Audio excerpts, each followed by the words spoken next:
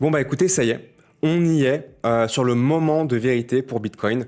Il fallait bien que ça arrive à un moment donné et c'est en train d'arriver maintenant. On est sur un point critique qui doit absolument tenir si on veut espérer finir cette correction baissière pour repartir à la hausse. Si ça ne tient pas, si ce n'est pas le cas, alors effectivement, on va probablement partir en bear market pour les prochains mois, voire même toute l'année 2026. Dans cette vidéo, je vais vous expliquer pourquoi le point de support est autant critique et comment on peut interpréter l'action du prix dans les prochains jours pour définir comment se positionner, comment se protéger ou comment en profiter. C'est parti!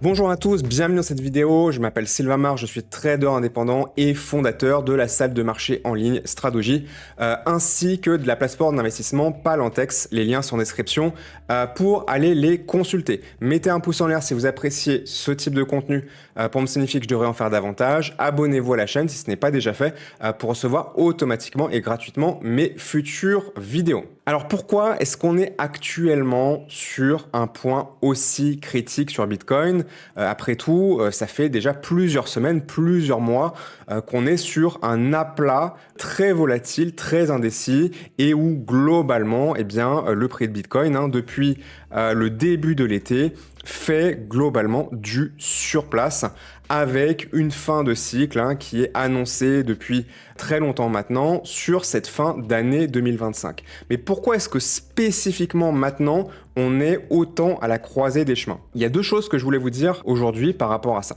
La première, c'est on va s'appuyer sur une théorie des vagues d'Elliott qui est quand même malgré tout un des modèles d'interprétation de l'action du prix, des cours boursiers les plus populaires et les plus anciens, qui a quand même malgré tout fait ses preuves, même si aucun modèle évidemment n'est parfait ou ne peut prédire l'avenir. Ici, on est dans un pattern qui s'appelle un expanded flat, d'accord? Donc un aplat étendu dans lequel on vient d'une tendance haussière, on a une correction, suivi d'un nouveau plus haut, mais un léger débordement, suivi d'une nouvelle correction qui va encore plus bas que le bas du range dans lequel on était en train de s'établir. Et on a à ce moment-là un effet de capitulation où tout le monde pense que ça y est, la phase de distribution est en train de se terminer et on part maintenant durablement à la baisse et c'est le moment où ça rebondit, ça fait un rebond des enfers pour repartir très fortement à la hausse. Et je pense qu'on est vraiment en ce moment sur ce niveau-là, on est dans ce pattern-là d'une manière générale, je vais vous le montrer dans quelques instants, et on est sur ce moment-là où le support vient de céder, ou alors il est en train de céder, ça dépend comment on regarde les choses, mais en tout cas c'est très très proche, et le comportement sur cet éventuel rebond va vraiment pour moi être extrêmement décisif pour Bitcoin, à minima pour les prochains mois, pour ne pas dire potentiellement une année complète. On n'en est pas encore là, mais à minima pour les prochains mois, si là on ne validait pas ce rebond, ça serait très très très compliqué après ça, à court terme, voire éventuellement moyen terme, de retrouver une forte performance sur cet actif. Et évidemment, les altcoins, on n'en parle même pas. Alors regardons maintenant un petit peu ce modèle-là donc de pattern de vague d'Elliott qu'on appelle donc un aplat étendu, je ne sais pas exactement comment ça se traduit en français, un expanded flat, sur un graphique journalier de Bitcoin. Donc nous avons bien l'arrivée depuis une tendance haussière, d'accord, depuis les 75 000 $ qui avaient été atteints en avril dernier, puis une correction, ok. Après cette correction, on repart vers le haut et on dépasse le plus haut précédent, mais pas de beaucoup. Et ensuite, là où tout le monde pense que ça y est, on a cassé le support haussier, donc cette consolidation se termine et on va continuer vers le haut, on a un énorme piège qui vient aller chasser les stops, d'accord, qui sont bien évidemment sous le support précédent de la correction intermédiaire. Et c'est exactement ce qu'on a eu là il y a quelques jours, puisque finalement, même l'événement de liquidation qu'on avait eu vendredi 10 octobre n'était pas allé, alors ça dépend selon les courtiers, là la mèche avait tapé ou pas, mais bon, on peut un petit peu ignorer le débordement de mèche ici parce qu'il y a eu des excès notamment sur Binance dont on peut potentiellement ne pas forcément avoir à bien tenir compte. Par contre, après ça, il n'y a plus de marge d'interprétation, d'accord? On est allé clairement casser et même clôturer sous ce support précédent. Donc dans cette logique-là, eh bien, ça correspond au point C qu'on a ici. Et donc la question maintenant, c'est est-ce que là, on est en train de valider ce pattern de continuation haussière ou est-ce que on va pas le faire et on va s'enfoncer. Donc, dans cette situation-là, comment est-ce qu'on peut interpréter les choses par rapport à maintenant? On voit qu'on a eu un premier événement de rebond qui pourrait dire, bon, bah ça y est, ça commence un petit peu à rebondir, puis ça peut continuer. Par contre, ce qui est un petit peu bizarre et inquiétant, c'est que dans cette logique-là, ça voudrait dire que là, le push initial devrait quand même se continuer. Alors, pas forcément en ligne droite ad vitam aeternam, mais peut-être quand même aller un petit peu plus loin avant de commencer à faire des petites corrections intermédiaires. Et là, la petite correction intermédiaire, déjà, elle arrive bien vite, d'accord? On n'a pas eu beaucoup de poussées haussières et on se mange hier, donc là, c'est à la clôture d'hier, une pin bar baissière en journalier qui est vraiment, vraiment très moche. Alors, ça pourrait potentiellement déjà invalider les choses. Cependant, il y a quand même une petite subtilité que je voudrais vous montrer ici qui peut laisser penser qu'il y a encore un espoir. C'est la zone qu'on voit ici, d'accord? La zone où on a 3, 4, 5 puis rebond.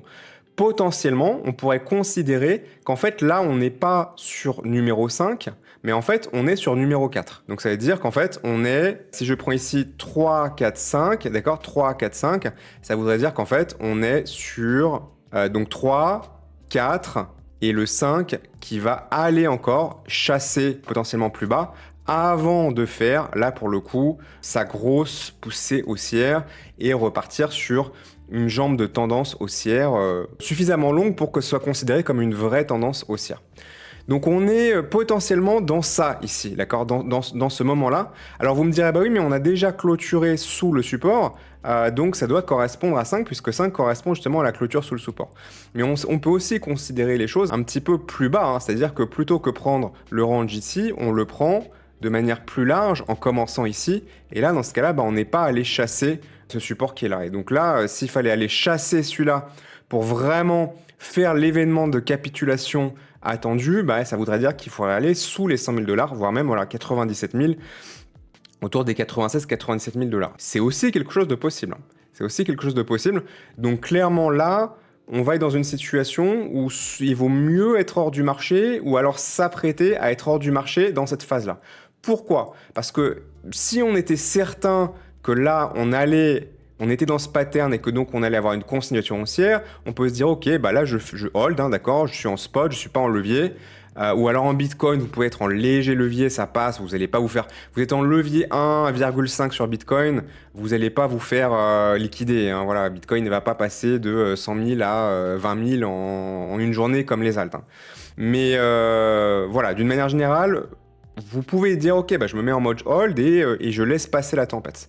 Le problème, c'est qu'on n'a pas non plus de garantie que quand on va être là, ça va rebondir. Et c'est pour ça que je vous dis que là, on est très très proche dans les jours ou peut-être les semaines qui viennent sur, pour moi, l'événement décisif sur cette phase du cycle. C'est que si on n'a pas ça à ce moment-là, mais qu'on a ça, évidemment, les jeux sont faits pour, je pense, un certain temps. Ça ne veut pas forcément et automatiquement dire, je sais que ça peut surprendre, que même ça veut même pas forcément dire qu'on part en bear market en réalité. Pourquoi?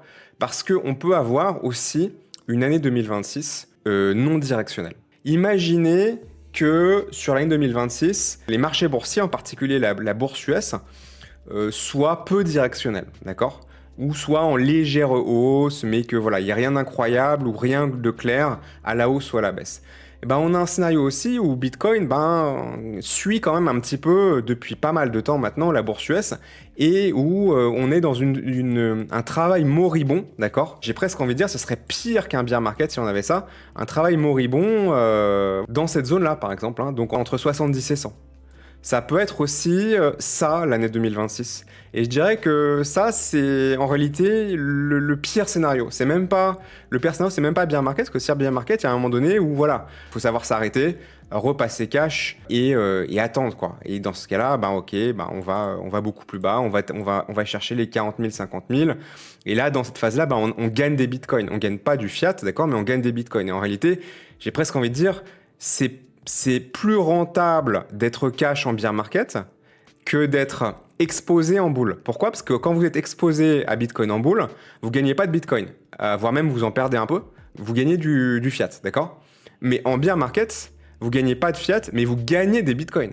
Et si on part du principe, si on reste sur la thèse que Bitcoin va à long terme continuer de monter et finir ne jamais finir justement, aller peut-être pourquoi pas à $1 million, on veut avoir le plus de Bitcoin possible. Donc en réalité, ça peut paraître bizarre, mais pour moi, la phase la plus rentable d'un cycle Bitcoin, c'est être cash en bear market.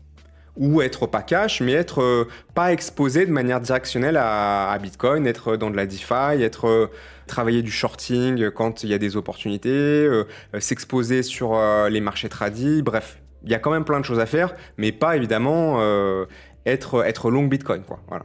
Et en fait, c'est la seule vraie opportunité pour moi de gagner des Bitcoins. Parce que quand on est en phase haussière, c'est quasiment impossible de gagner des Bitcoins. Le mieux qu'on peut faire, c'est ne pas en rendre trop, d'accord ? Donc on gagne du fiat, on rend un peu des bitcoins parce que voilà, on peut pas tout timer parfaitement, même en ayant une bonne méthode.